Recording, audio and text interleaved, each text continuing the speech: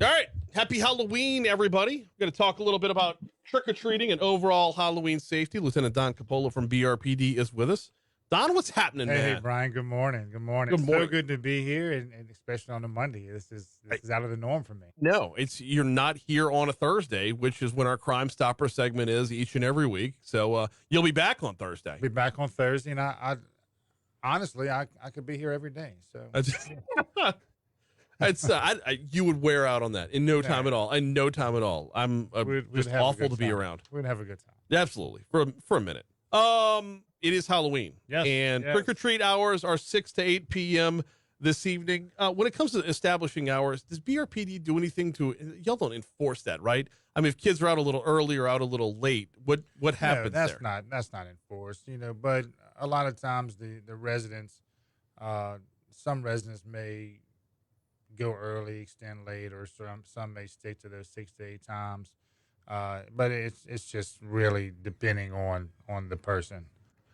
Do we see an uptick in what do we see an uptick in when it comes to Halloween night? Is it accidents with trick or treaters? Is it drunk drivers later in the evening? Well, really, it's the pedestrians, the kids out enjoying trick or treating, and that's why we're here to talk about to be safe and just some pointers that we discuss year after year. But it's not a bad thing just to say those again, because sometimes you get laxed or whatever it is. So we want the kids to have the best experience, the best time while trick or treating, and of course to be safe.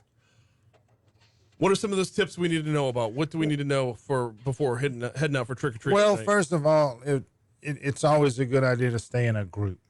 Okay. And maybe if you have some families together, map out a plan, have a route in place, stay together, make sure you have some type of a chem light or a flashlight on you so you can see and be seen while out there enjoying the Halloween. In Baton Rouge, and this is going to play into your mapping out a route thing. In Baton Rouge, we have a lot of folks that pack up the vehicle and go to a different neighborhood to do their trick or treating. Right. That creates a lot more congestion in certain neighborhoods versus others. If you're going into an unfamiliar neighborhood, how important is it to make sure because the kids that grow up in, let's use Tara as an example. Okay, yeah. Tara is one of the more popular ones. And it's a big neighborhood. Yes, it is. Westminster's another one that follows along that. They're very, very active throughout Halloween. The residents take pride in, hey, we're a hot spot, right? I mean, I'm sure some of them get bitter, but for the most part, it's like we're a Halloween hotspot. So if you're packing up and going to a different neighborhood, what do you need to know? And that's where the route comes in. So you want to stay together with your group. You don't want these kids just running around the neighborhood where they don't know where they're at. You as a parent, guardian, don't know where they are. So stay together, stay in your group, and just kind of map out where do you what streets you want to hit. And then maybe if somebody gets lost, have a rally point per se. Sure. A meeting up point, just in case that happens. The other part of that, when you're packing up and going to a neighborhood, and I know you'll back me up on this, I cannot overemphasize the importance of being safe on the road, because you're in a neighborhood you don't know. You don't know where the spots are where the kids are going to be darting out into the streets from. So, I mean, not even 20 miles an hour. Get it under 20. Get it under 15 when you're going through the residential and areas. And to add to that, Brian, even if that goes for any driver on the roadway, no matter where you are, because these kids are out, they're excited, they're having a good time. So yes, as a driver, slow down, put those phones down, any other distractions you may have in the vehicle, put them away, turn the radio down, and be extra cautious of these kids, because you don't know when one may dart out in front of you. Another one with folks packing up and going to a different neighborhood, and we'll move on after this, but it's the parking. The parking gets to be problematic as well. It does, and if you can find a parking lot that will allow you a church park, of course, if you park on the side of the street, make sure you're not parked in the handicap area or a loading zone or a fire zone. That may be a little problematic as far as the police may get called and have to do some type of enforcement. So I would go so far as to say, yeah, if you have to park on the side of the street, continue till you find someplace. Every place is going to have a school, a church, right. some sort of business that's going to have a parking lot that makes things more accessible, because every car that's on the side of the road is an obstruction of a view.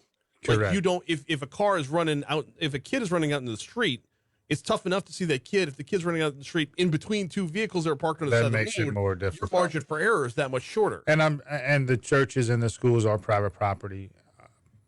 You would think tonight they may make exceptions and allow that. So going back to the mapping out, if you're going to a big neighborhood, do your research before. Maybe contact them and let them know, hey, we're going to be here. Is it okay to park, and just get that approval?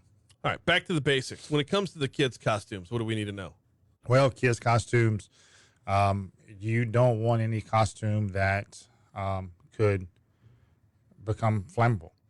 Okay. If you're walking around with a candle or somehow something gets lit, that would not be good. But again, the mask, that goes back to the line of sight. Yeah. Make sure that these kids are able to see and be seen. So yeah. The flip side here, Don, though, is if your costume does catch fire, you are more visible from the road. Got me on that one. Okay.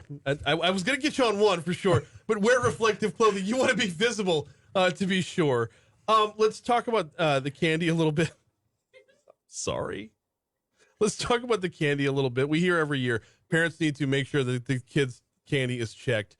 And don't have any like unpackaged candy or whatever. We go through this every year. Have we ever seen an incident of this happening in Baton Rouge? I can't recall of any, but now we talked as far as the fentanyl and the drugs, and they're making these look like candy. Right. So parents, guardians, take that extra time to inspect the candy. Don't assume that, oh, this is okay. If something doesn't look right, if it looks like it's been tampered with, then throw it away. Yeah. Well, because it comes down to, like, if I read stories about the fentanyl that looks like candy, or people putting weed gummies in a trick-or-treat bag. First of all, drugs are too expensive. I don't see somebody like, oh, just willingly handing over something that's going to cost them that much money. But the flip side is, even if it's an urban legend, the risk versus reward here, it doesn't take you much to just rummage through the bag real quick. No, not at all. Because and as you're talking about the cost, well, it to take it a step further, it may be just to harm someone. Right. You never know what these people are thinking, but just take the extra time and go through this candy, and if there's anything that looks suspicious, then discard it. Yeah, when I was growing up, it was the razor blades in the candy. Yes, I'm still don't know. I that do ever remember happened. that. Yeah, no, but you can't be too cautious. Absolutely. You never know. Absolutely. All right, let's shift the focus from the trick-or-treating to the big kids, to the grown-ups. Yes. A lot of partying goes on Halloween night. Does BRPD increase patrols, or how does that work to be on the lookout? So we're going to have our patrols out because we know that the kids are going to be out, and you want to ensure that they are safe along with others. So as far as the adults, the partying, if you're going to consume any alcoholic beverages, don't get behind the wheel. Mm-hmm. Have a plan, which we always say, either a designated driver, stay where you are, or even utilize a rideshare program. The rideshare programs have been a game changer to the level that it gets even more infuriating. Like, nobody should drink and drive. You hear the campaigns all the time. Buzz driving is drunk driving, and whatnot. Right.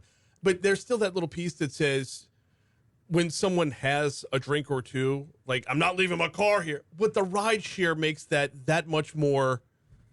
Just, you have no more excuses now. No, it's here at your fingertips. You don't, and even if you think you can, don't take the chance.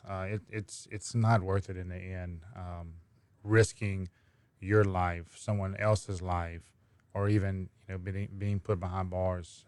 It's not worth it.